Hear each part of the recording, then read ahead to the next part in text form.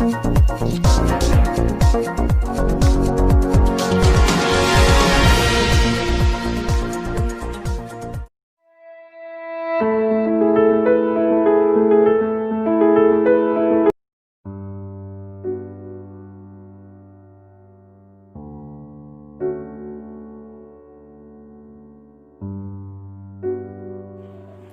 سلطان کی مذہب رواداری کا یہ آخری ویڈیو ہے اور اس کے بعد یہ سبق ختم ہو جائے گا۔ ٹیپو نے ہندوؤں کو پوجا پاٹ کی مکمل آزادی دی تھی۔ سری رنگا ناتھ کا مندر خلا سری رنگا پٹنم کے حدود میں محل سے صرف 100 گز مغرب میں واقع تھا، جہاں سے سلطان روزانہ مندر کے گھنٹیوں کی آوازیں اور برہمن پجاریوں کے بھجن سنا کرتے تھے، لیکن انہوں نے کبھی بھی اس میں مداخلت نہیں کی۔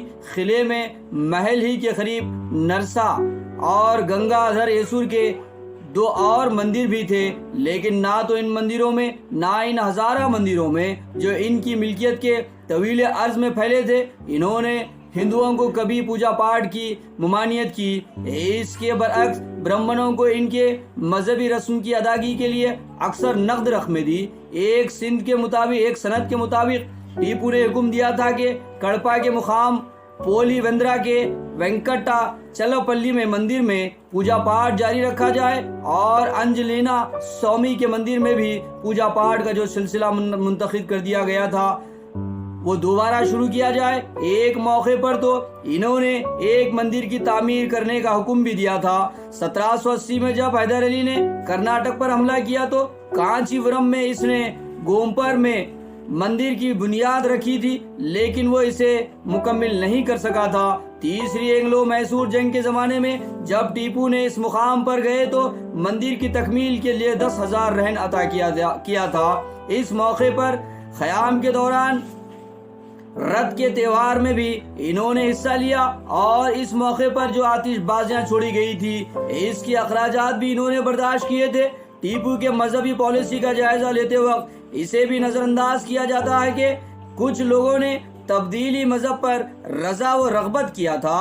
مثلا ایک کورگی لیڈر نگر رنگا نائک جو فرار ہو گیا تھا ٹیپو کے دعوت پر واپس آیا اور اس نے قبول اسلام کیا۔ کچھ ایسے باغی بھی تھے جو سلطان کو خوش کرنے کے لیے مسلمان ہو گئے تھے۔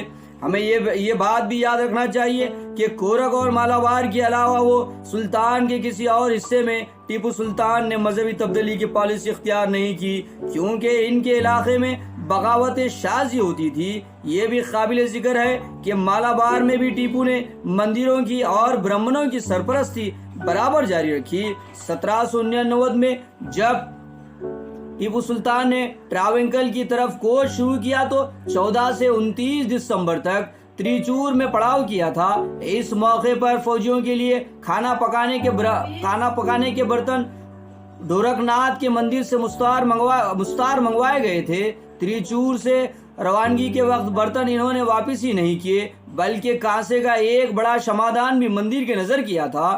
ٹیپو پہ یہ الزام بھی عائد کیا جاتا ہے کہ اپنے عیسائی رعایا کے ساتھ بھی انہوں نے جبراً زیادتی کی، لیکن اس کی تائید میں کوئی قابل اعتماد ثبوت نہیں ملتا۔ عیسائیوں کے ساتھ بھی ٹیپو کے جو روش تھی اس کی پشت پر مذہبی نہیں بلکہ سیاسی فکر فرما تھی۔ عیسائیوں کے ساتھ بھی انہوں نے فیضیانہ سلوک کیا اور صرف اس حالت میں انہوں نے سزا دی جب انہوں نے غداری کا ارتکاب کیا۔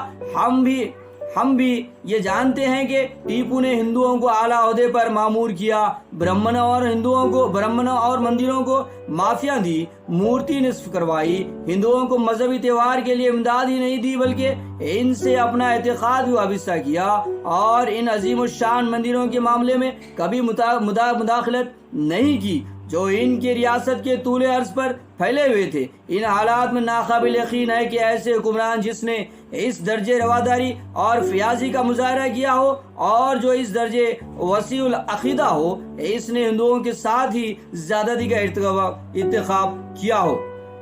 ٹیپو سلطان کی مذہب رواداری یہ سبق اختتام کو پہنچتا ہے۔